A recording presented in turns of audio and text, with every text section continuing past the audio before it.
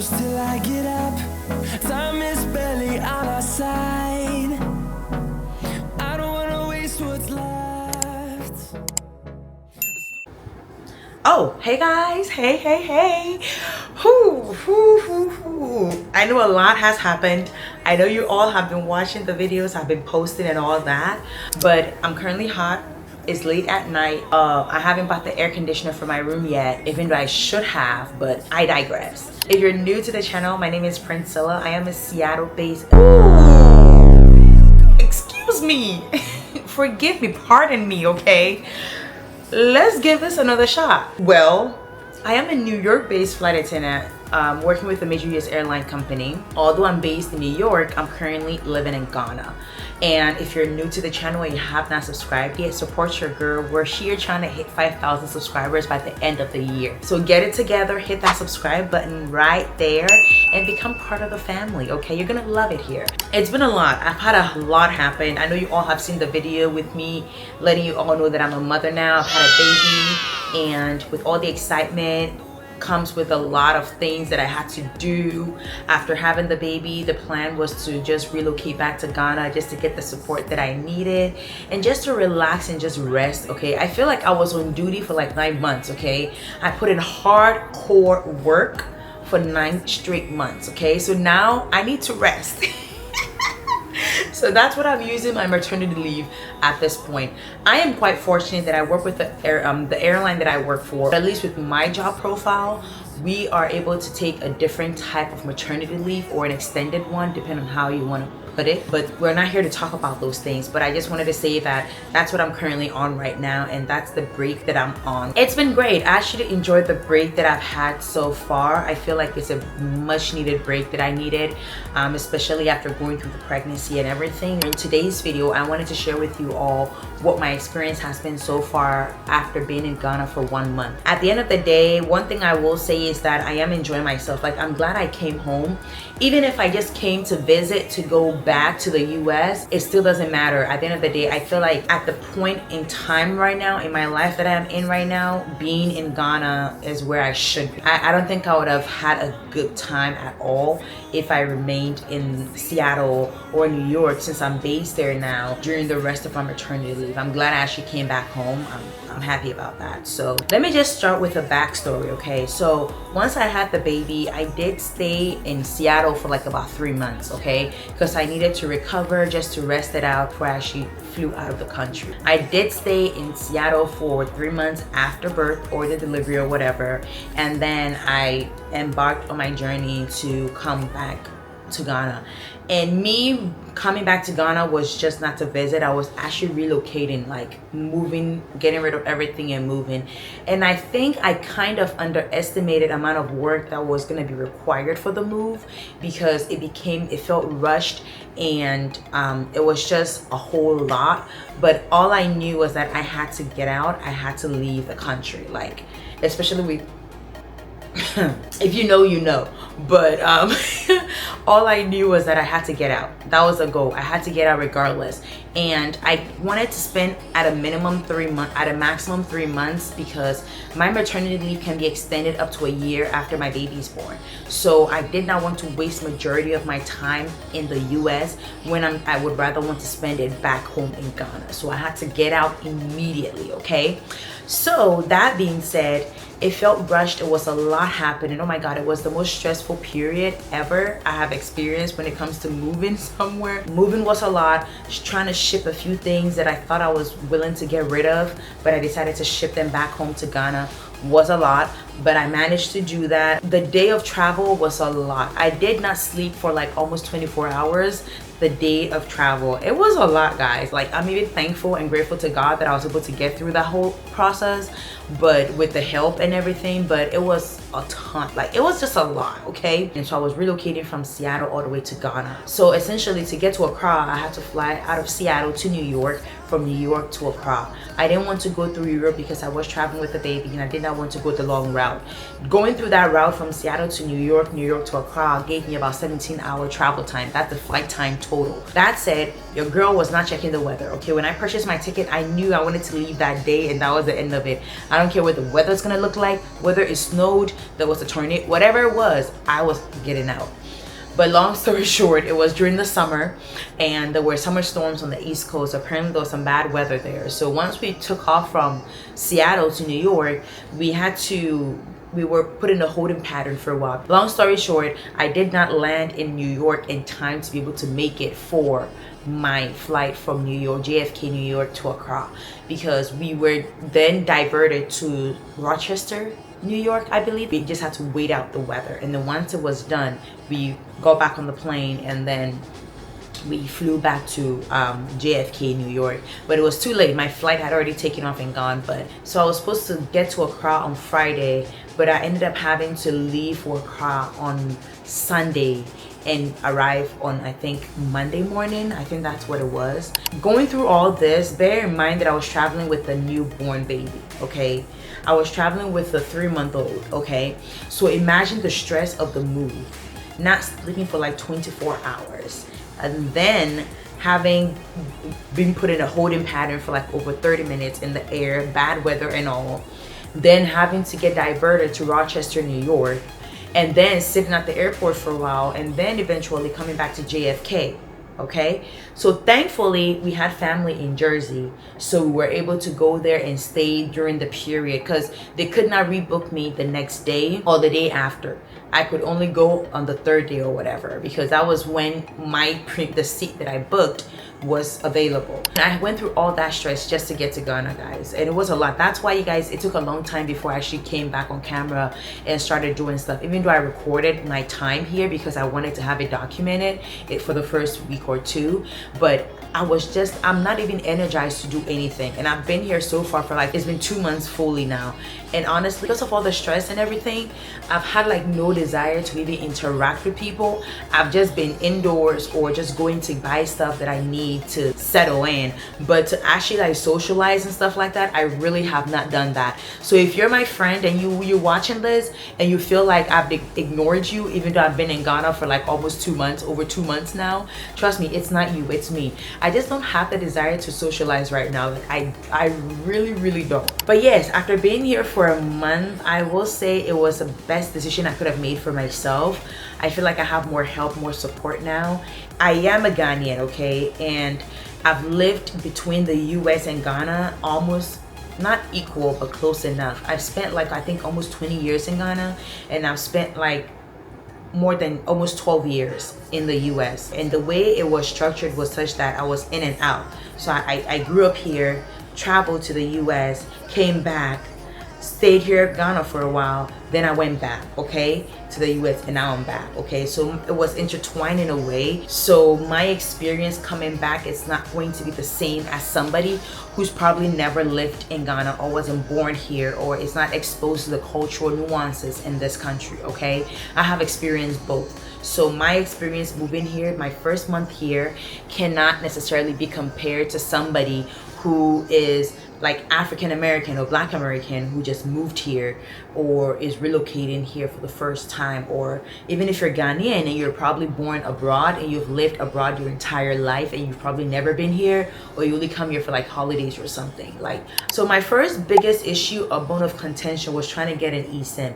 That was a lot, and if you guys watched my vlogs, you all saw me go through that experience and everything, and I ended up with, I finally got that eSIM, but that experience was just so exhausting, and it just quickly reminded me how this country can be exhausting sometimes. So if you're planning on moving back to Ghana, just take it one step at a time and just know that this country is so chill and laid back that sometimes it's a good thing and sometimes it becomes a bad thing because there's lack of sense of urgency sometimes, okay? But the work will get done. So I did end up with my SIM card. So that was a little issue that I had, and the fact that I had to go back and forth can be frustrating sometimes, especially if you're new to the country and you're coming from a place where things get done when they should get done. So it's kind of like annoying trying to figure out like what is the hold up, what is the issue, what is the delay, especially when people are not necessarily vocal about sharing the reasons behind why things are happening the way they are. So sometimes it can get frustrating. The other thing was that, and this really frustrated me in the beginning, because I was like, oh my god, I just moved here and I can't even access certain apps or certain things that I had access to. Because I could not access certain apps like my chart, among other things, I couldn't even access my health insurance on portal. Like I couldn't access anything. But I quickly found out that I could obviously use a VPN, right? I had heard of VPN being used in countries where certain sites were restricted and stuff like that, but I did not think I would have a need for it, because I did not know that certain platforms that I was using abroad didn't give me access outside of the US for security reasons. Okay, it was for a good reason, but I was like, this is 2025, get a better encryption or something, I don't know. But long story short, I ended up with a VPN. So I'm using VPNs now on my devices just to give me access to certain things that I need to get access to being away from the US. Okay, so if you're thinking of relocating here, consider getting a VPN, especially if you still want to be able to access certain things abroad that you cannot access without using a VPN. And then the third thing was setting up my room. So you guys saw that I got my wardrobe and everything. And I'm a very minimalistic person. I'm not the type of person that wants like a whole lot. I'm very simple, I'm very basic. Like the bare minimum, that's me, right? That's just my vibe. So setting up was not difficult. The reason why I'm saying this is because the way this country is, there's so many things that don't operate or work out the way things work out abroad, like in the US. Like let's say water supply, for example. We get water supply in my area every 2 weeks on a certain day, right? So unlike abroad or the US where water supply is every single day, as long as you pay your water bill, here we get it every 2 weeks, not even once a week, but once every 2 weeks. And once we get it, we fill up our reserves and everything, and we're able to get continuous water supply throughout the 2 week period. However, it's little things like that. The power might go up. So many things, basic things, don't even occur the way they should, right? So that alone is a little bit of frustration for somebody who's not used to intermittent supply of basic necessities, right? I hope you guys get what I'm saying. So because of those things, any other thing can quickly heighten your frustration, right? I say all this to say that just bring yourself down. Like, set your expectations very low, okay? That being said, setting up my room was pretty chill, nothing too crazy, among other things. In terms of food, oh my god, I miss the food so much, y'all. I will tell you guys that when I first moved back, the first week I lost weight. Like I could see physically changes in my body, and I feel like I was more bloated when I was abroad. Coming back, I was less bloated. I lost a few, I haven't weighed myself, but physically I can see a lot of changes in my body. I'm hoping not to gain more weight because the food is so good. But I saw those changes. I miss the food, and we also grew a few things in our backyard. Even though how our garden used to be when I came to almost 2 years ago is no longer how it is, because I left it. You guys have seen my vlogs of us meal prepping for the month and all that, and cooking our chili sauce, our shito, our soups, our stews. You people see that, and I'll be showing you guys a lot of that, because I feel like I want you all to see how basic and simple life can be, and the fact that sometimes you don't need a whole lot to exist and to have like a fruitful or a good life. The other thing was adapting to time zones. I will say, because of the work that I do, once again, if you're new, I'm a flight attendant, I'm a cabin crew member. I work with a major US airline, and during the almost 2 years that I did that job before I got pregnant, I was traveling to different states. I would go to Miami, I would go to Florida, other parts of Florida, which is super hot, like Ghana. I would go to Hawaii, I would go to Alaska, which was super cold. So I was able to work in different weather conditions over that period of time. So moving back, my adjustment to the weather conditions here, or even the time zone, has not been that bad at all. Like I was able to wake up at normal times and still be able to operate like I already lived here. Okay, obviously, like I said, I was already tired and stressed because of the whole moving process, but beyond that, in terms of adapting to time and the weather conditions and the different time zones, I feel like I adjusted pretty well. It wasn't really that bad, but I will say if you are trying to relocate here, just be gentle on yourself. Okay, you're gonna experience jet lag and all that. Like, I arrived on Monday. Tuesday I was already up and about trying to buy stuff. The next day I was out and about looking for an eSIM. Ooh, I forgot to say though that once I got stranded in New York because my flight left, we ended up staying in New Jersey for like 2 days. So although I was stressed out about the move and the flight and everything, because of that delay and me missing my international flight to Accra, I did get about 2 days or 2.5 days of rest before I embarked on the journey to Accra. So I think maybe that helped also. I don't know. Don't be up in a hurry to start doing things. You're not in a competition with anybody. Nobody's judging you. Nobody's rating you. Also, is creating content. I really want to take creating content like really seriously. My goal was to actually record and just document everything, but because of how everything ended up being and how stressed I was, I really was not able to fully document the whole process like I wanted to. But we live, we learn, right? Next time I know what to do, right?